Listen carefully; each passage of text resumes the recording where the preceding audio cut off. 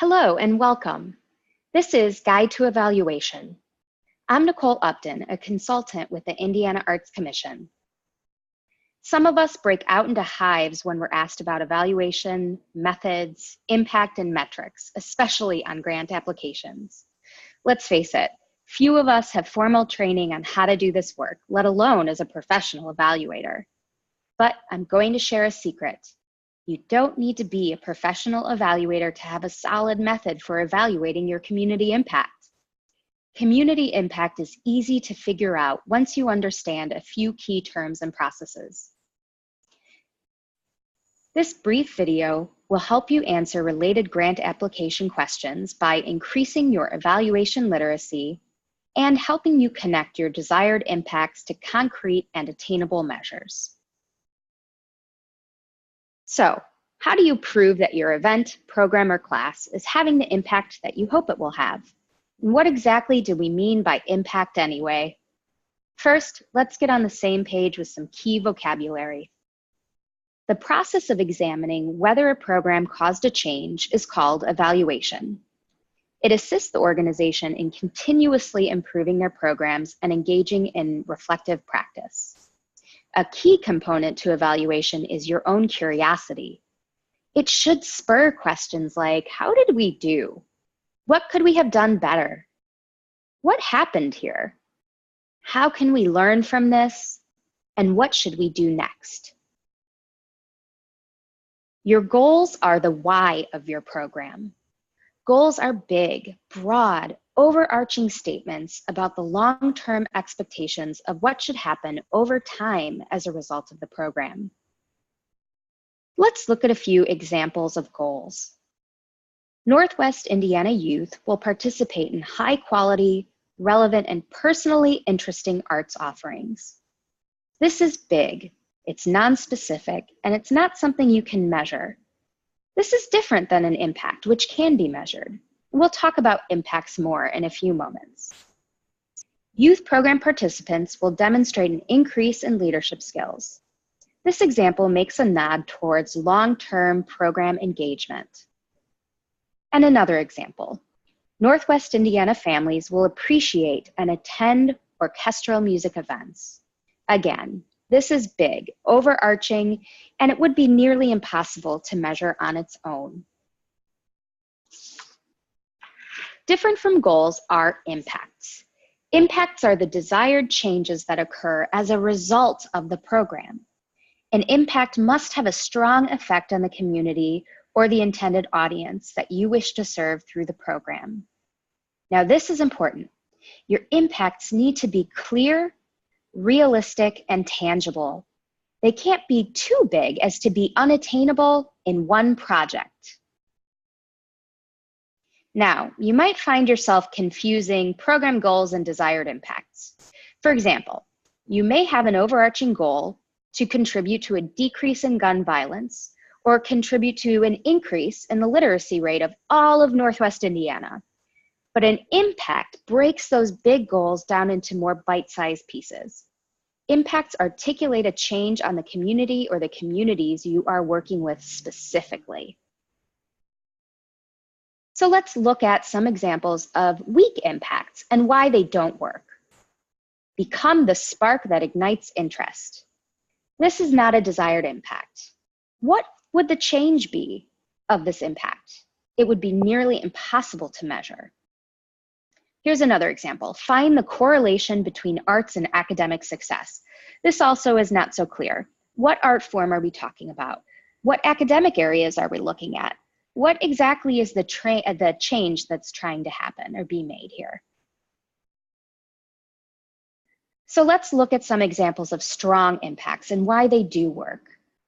90% of youth program participants will strongly agree that the topics covered in class offerings were of personal interest and relevance. A strong impact identifies a who, and in this case, that's the 90% of the youth program participants, and describes the change in detail. And in this case, it would be strongly agree that the topics covered in class offerings were of personal interest and relevance. Here's another example. 50% of volunteers will increase their engagement with the organization by signing up for at least one additional event on an annual basis. The who is our volunteers, and the change in detail is that increased engagement of at least one additional event per year.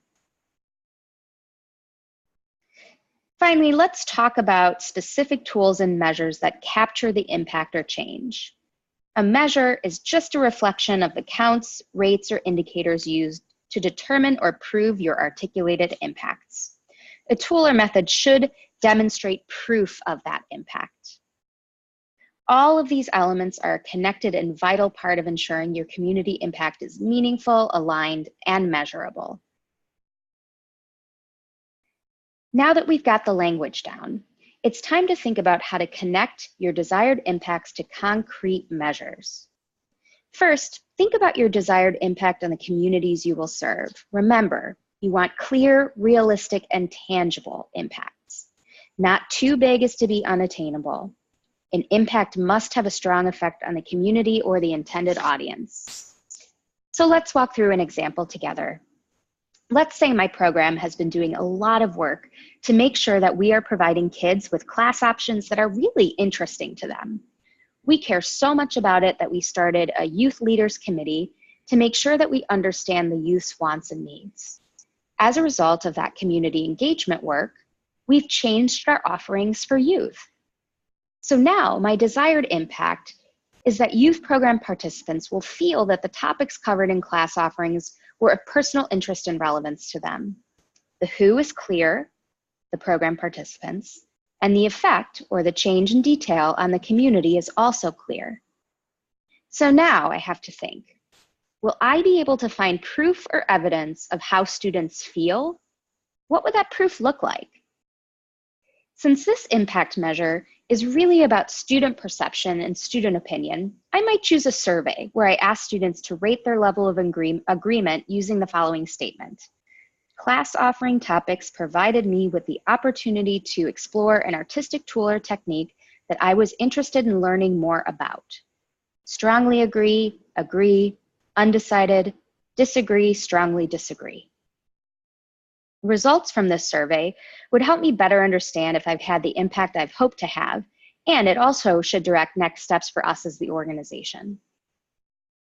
Here's another example.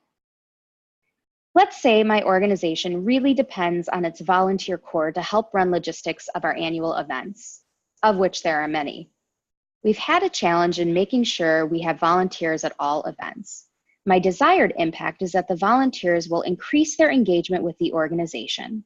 The who is clear, volunteers, and the effect or change I'm seeking is also clear, to increase engagement.